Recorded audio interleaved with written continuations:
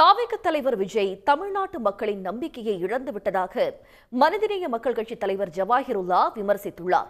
மதுரையில் செய்தியாளர்கள் மத்தியில் பேசிய அவர், ஒன்றிய அரசின் ஊழியராக இருந்து தன்னுடைய வீட்டில் சோதனை நடத்தியவரையே கட்சியின் கொள்கை பரப்பு செயலாளராக விஜய் நியமித்திருப்பதாக சுட்டிக்காட்டினார்.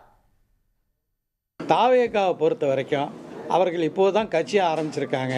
அவங்க கொள்கையில் இப்போ என்ன வேணாலும் சொல்லுவாங்க. ஆனால் காலப்போக்கில் தான் அவங்களை பற்றியான முடிவு வர வேண்டும்.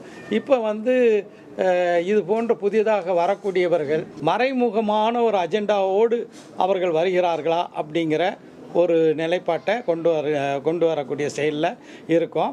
யார் அவருடைய வீட்டில் சோதனை நடத்தினார்களோ, ஒன்றிய அரசின் ஊழியராக இருந்து யார் சோதனை நடத்தினாரோ அவரே கட்சியினுடைய கொள்கை பரப்பு செயலாளராக அறிவிக்கும் போது விஜய் தமிழக மக்களுடைய நம்பிக்கையை இழந்து விட்டார். அவர் எடுப்பார் கைப்பிள்ளைங்கிறது இதில் தெளிவாக தெரியுது. உடனுக்குடன் செய்திகளை தெரிந்து கொள்ள சன் நியூஸ் பெல் ஐகானை கிளிக் பண்ணுங்க.